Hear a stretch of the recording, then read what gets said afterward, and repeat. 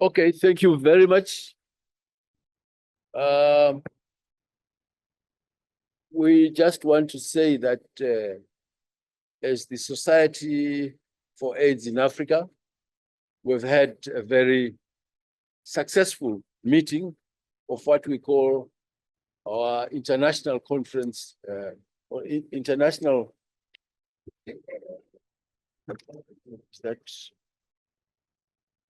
our ISC meeting, first one, which will, of course, touch on our preparations for the 2025 ICASA conference that is going to be held here in Accra in December 2025. And we touched on various issues, including the issues of our discussions, what topics we're going to touch, what theme we're going to have for the conference. Indeed, we also spoke about what speakers we will have. And this, of course, will be finalized. But generally, the ISC meeting deliberated on those important matters. The proposed theme, and I think I want you to get the proposed theme for this conference. It's a very important one, well considered. We took a lot of time to come up with this theme, and we'll give you a copy of it for the sake of the press. But generally, it reads like this: Unity in action, catalyzing integrated and resilient health systems for sustainable responses to HIV, other infectious diseases, and emerging threats. This has been translated into the appropriate French version. Now, after defining our theme and after also our major meeting, we believe that we are now ready with the partnership of the government of Ghana, which was well represented here. Our opening speech was made by the Minister of Health of Ghana, although represented by somebody else, but he was our guest of honor. And thereafter, we roller scotted. And I want to introduce to you the people who are sitting here. On my right, immediate right, is the Vice President of Society for AIDS in Africa, Professor Shakron.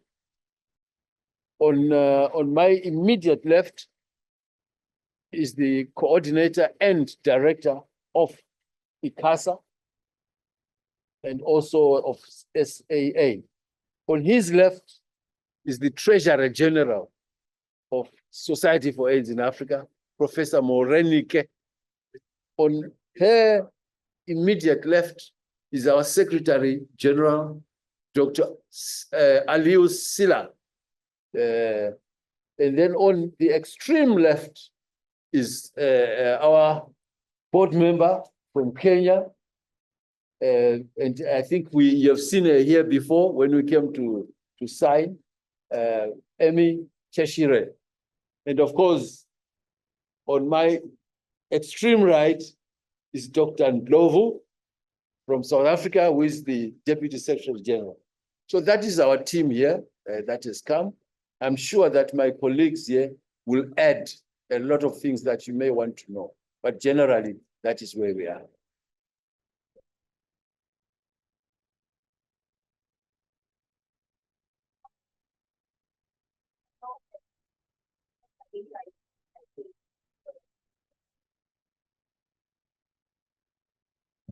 I can't hear you. Just come here. Okay, thank you. So there are a few things I want you to highlight, and I would want to know, how is ICASA supporting African countries, to strengthen their healthcare system for better HIV and AIDS care and prevention?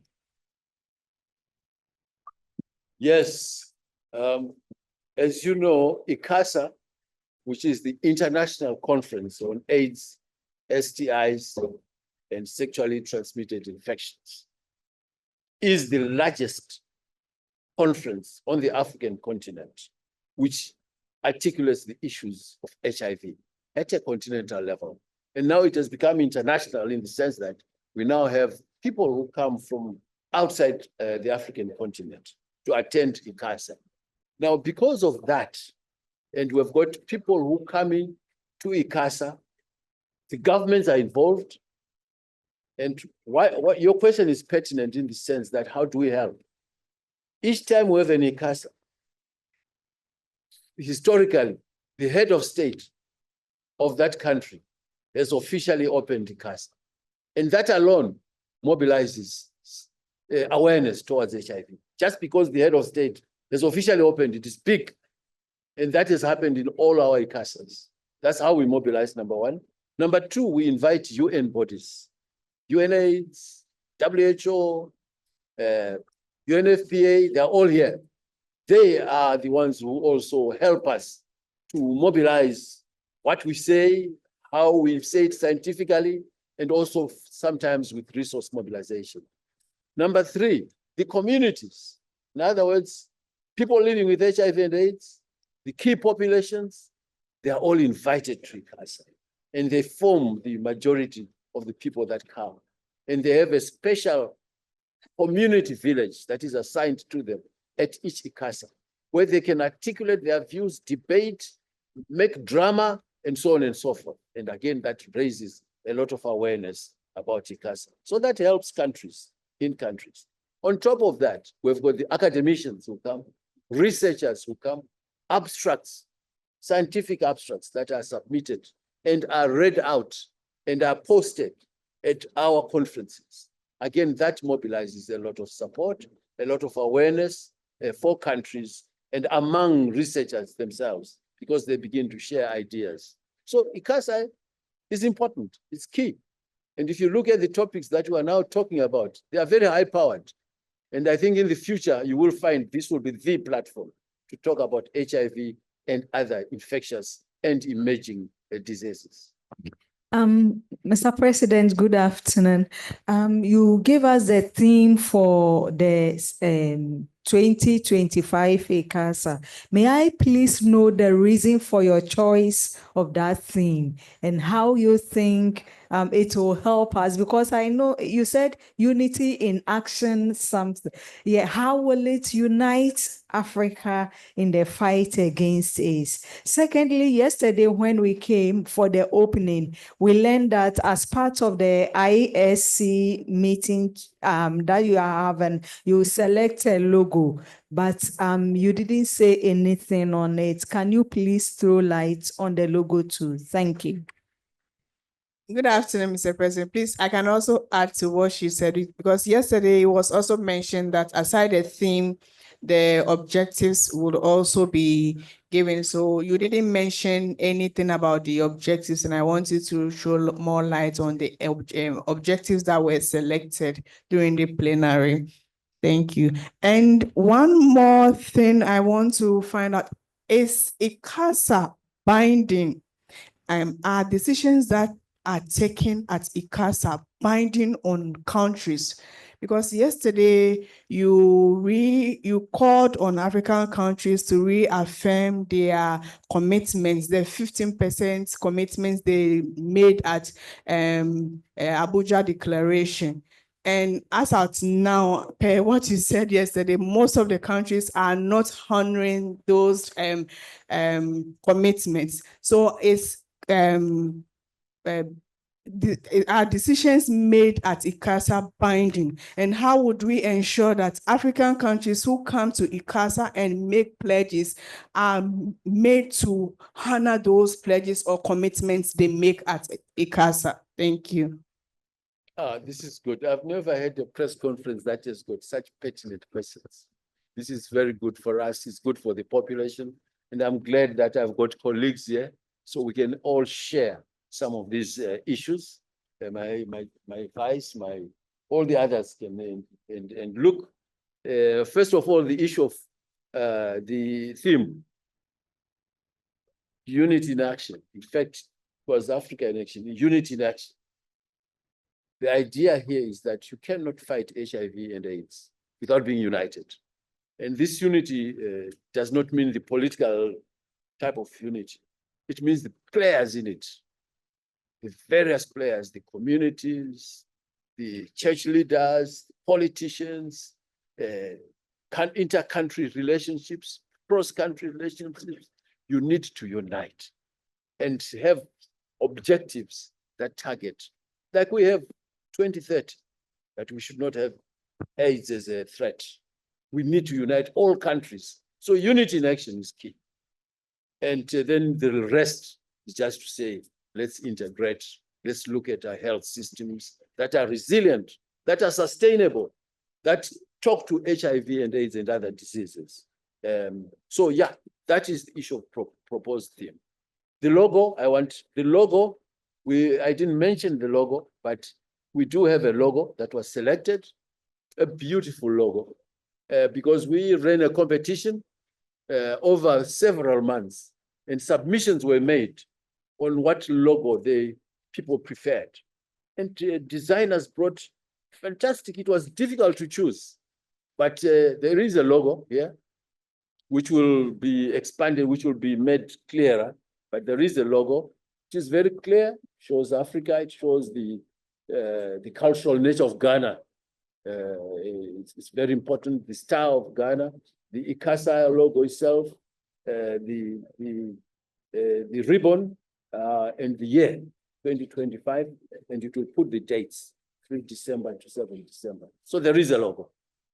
The issue of objectives, we had a theme, we had themes, we had a theme, and its objectives. We can also share that with you. There are many, about 5 of them, but we can share that with you at an appropriate platform. Binding. Right. Morenike, you want to tell us about binding? Yeah. Is that one? I'm not sure how well this is working. Thank you, sir.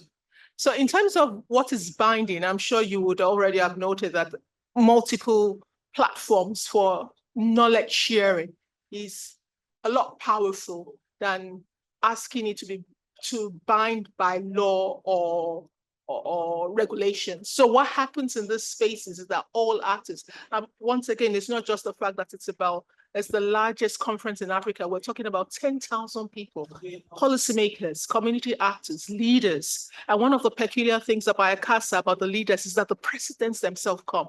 Not only do you have presidents, I'm not sure you remember, you heard about Zimbabwe, the first ladies who are themselves powerful in their actions are present. In those places, they not only come, but they hear things firsthand, have lessons. And what you see is that these policy decision makers learn firsthand and take these actions to inform their designs of programs. I'm sure you know this is the end of the year. They're designing strategically organizational actions, including at the local level. So what kinds of happens there is not like a forced binding or a coercive binding, but a binding that comes from rejuvenation of knowledge, understanding, being that this is a platform to share knowledge.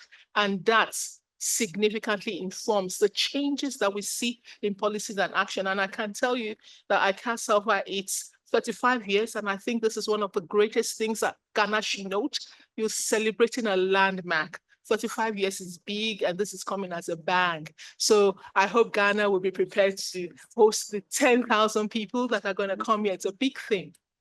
But then what happens with the histories that the countries are never the same. They're never the same because, not because of the people, but because of the knowledge that is shared that then translates to actions at the secretariat as well as the government and the people that take these things for advocacy and action.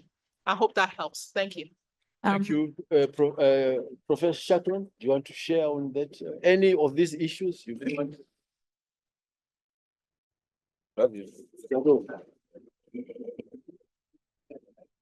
What I wanted to add, Mr. Chair, is that ICASA is one opportunity to also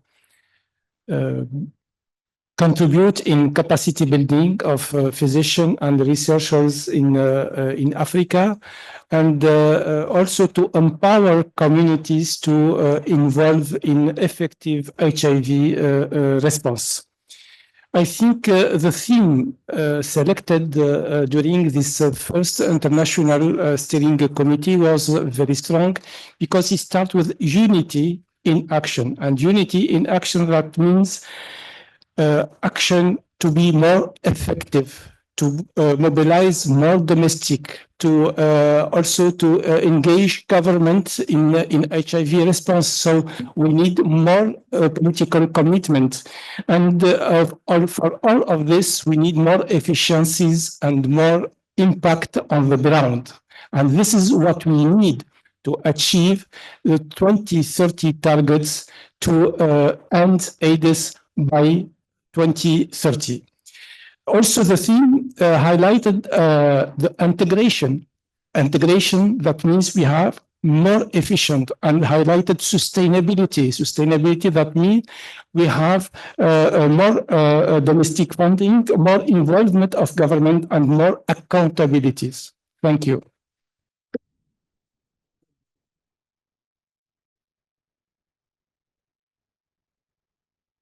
Thank you very much. I think I would want to go back and pick on the issue of the binding component. It's very interesting that one of the things that makes it not binding but binding is because in ICASA you have where all people are together. So you have scientists, you have community, you have policymakers in one room. And what it does is that it sort of binds you in a way in understanding science, practices that are being done and what is good and not good. And you sort of go back into your countries having some form of agreements on what should be done, looking as well on some of the best practices that are coming that we learn from each other in Africa, which is a very important point because our response in Africa will be completely different from another region and another continent. So whilst we say it's not binding, but you find that if you go through our countries, you'll find we've really adopted quite a lot of the things that we would have learned in ICASA. The last one again for me in terms of your question is on the unity in action. Again, if you look at it at ICASA, it starts with the different actors that are there.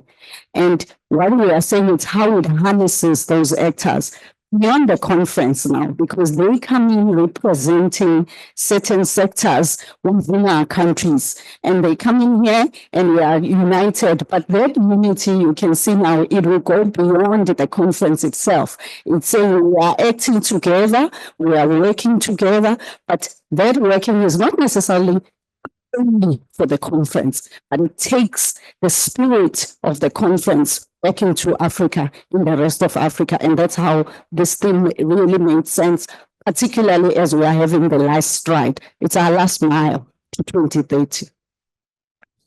What you've asked now, Sila. You've asked, now you are seeing what's going on. Ouais, moi, je vais parler en français. Tout ce qu'ils ont eu à dire, il faut que vous sachiez que le choix du Ghana est une opportunité pour les scientifiques, les leaders, les communautaires à décoloniser leur façon de faire, leur pensée, leur approche pour mettre fin à l'épidémie du sida, de la tuberculose et du paludisme. Donc, c'est cela vraiment que je tenais à dire parce que le Ghana a été l'un des premiers pays africains à avoir son indépendance depuis très longtemps. Donc, c'est une opportunité d'inspiration que les acteurs vont avoir pour vraiment décoloniser leur approche. Vraiment. Tu comprends?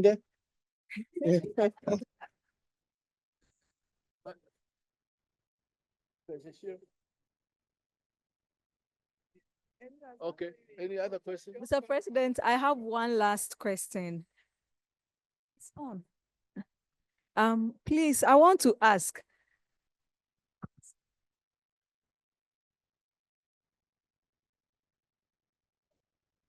You can hear me. Okay. Okay. Please, I just want to ask, can anybody at all apply to be a participant of ICASA? And if so, what are the benefits the person stands to gain? Secondly, how has ICASA impacted on Africa in general? Thank you. Sorry, what was the first question? My first question is, can anybody at all apply to participate in the ICASA conference? Thank you. I'll ask Dr. Luke to Thank you so much. My name is Luke Armand Bodia. I'm ICASA director and also the coordinator of Society for AIDS in Africa. Before they let me inform you that Society for AIDS in Africa headquarters is based in Accra, Ghana. From Ghana, we have organized over 15 ICASA across the continent. And it's the first time, and we are honored that today we are talking about organizing ICASA here in Ghana. It means that we are home. And this ICASA in Ghana should be a huge success, because if we are organizing ICASA all across the continent and it's successful, there's no way it will not be a huge success here in our house. Saying that, it's important that you should know that the participant of ICASA is first of all you as a journalist, because you have the right to participate to ICASA free. Journalists don't pay any fees to participate for ICASA. And that's one. But the second point is that you as a journalist from Ghana, if you did not take the message out, if you did not communicate on ICASA, how do you want us to be successful? We can't. This is why I'm calling you as a journalist, all the media in Ghana, to carry the news, to let the world know that you are organizing ICASA 2025 in Accra. The other participant, yeah, there's a fee that they used to pay. However, it's not everyone that pays fees, because ICASA is a platform to share knowledge and best practices. We have what we call the community village. And this community village is free for everyone across the world and in Africa too, where people living with HIV meet and discuss, people living with TB, people living with other things, all the spectrum, they come there at the community village to share best practices and to leverage on their own knowledge. You know what I mean? And also to have what we call network group, because we have the past ICASA, we have more than 156 countries attending the conference. Then wait, and rest assured that we have more than that coming to Ghana. So it's for you, as I said, to plan, to follow us when we are unfolding this program for ICASA, so that we can have a huge success for this conference. The impact of ICASA in the world, today we are celebrating 35th anniversary of ICASA. It will be in 2025. It will coincide with ICASA 2025. 2025, ICASA in Ghana, we also mark the 35th anniversary of Society for AIDS in Africa. It means what? It means that at the beginning, when we are talking about HIV AIDS in Africa, especially in the 80s, people cannot disclose their status because of discrimination, because of stigmatization, right? But today, HIV is no longer a deadly disease. It's only deadly disease for ignorant people who doesn't know their status. Because nowadays we have PrEP, we have PEP, we have active, injectable, all this not there. And we are no longer dying on HIV. And one thing that is very important also is that through ICASA, we were able to put down the price of all this drug. At the beginning, it was so expensive. The first time that the drug was accessible in Africa, it was through ICASA in Abidjan. You can see the date, we projected here. It was in ICASA Abidjan, it was in 1997, where we decided that from now, the drug in Africa, the drug should be accessible to Africans. Before it was not accessible. You can see the progress where we came from, and today we can live with HIV and live better than people who are not positive. All this is information that we need to know. You have to know that we have a lot of tools now that HIV is no longer a deadly disease. But it's deadly disease if you don't know your status. Please, let me ask you, how many of you know your status here? That's it. It's important to know your status, so that if you know it, you can go into medication and avoid any crisis in the future. Thank you so much. Emily, This person answer more, or now we can talk over dinner. Emily wants to answer. Emily wants to say. Emily wants to say. Okay, please, this question goes to Mr. Luke. you have been an organizer of ICASA over the years. I want to ask you, do you think ICASA has been successful? Your own personal feeling? I mean, because you're organizing it year after year, are there any frustrations? I mean, what do you think? Is ICASA, has it been successful? Is it worth it? Or there's something else that could have happened, I mean, in your view? So much. Before I will ask that question, I will respond to that question, I will ask my board member, because me as a director of ICASA, I can tell you success, but it will not be correct, right? I will ask my board member to respond to that question. Dr. Emi, can you take it? Okay, thank you very much, and thank you for your questions. They are actually insightful. And I would like to say, first of all, when we talk about the impact of ICASA, ICASA, first of all, is for Africa, made in Africa, but it is international. We get people from different countries, over 56,000 countries. And in any of the ICASA, you find that we get not less than 8,000 people coming to that country physically, and there are those who will register online. So if you look at that, this is different knowledge, different information from different parts of the world. As my colleagues have said, we've done so much in the HIV response.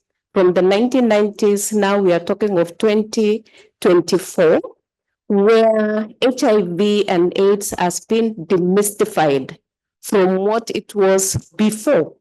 Before, if you tell somebody you are HIV positive, people would even run away from you. But now you can't tell who is HIV positive. It is because of the science. It is because of the experience. It is because of the information which has been shared globally and also within Africa by the different researchers, different scientists, and different communities, including even leaders, as well as religious leaders and community leaders.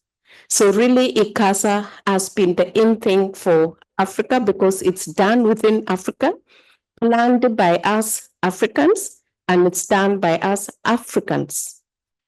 You've talked about Look, the successes of Look. I want to start by saying, first of all, as board members of SAR, and also the people charged who have custody to plan ICASA, we cannot, and we don't think even would like to replace Luke because of the tremendous work he has done for ICASA from the time he joined ICASA to date. So we think he will retire when we'll have retired HIV and AIDS in 2030. Reasons is that he has articulated, he really understands the planning of ICASA.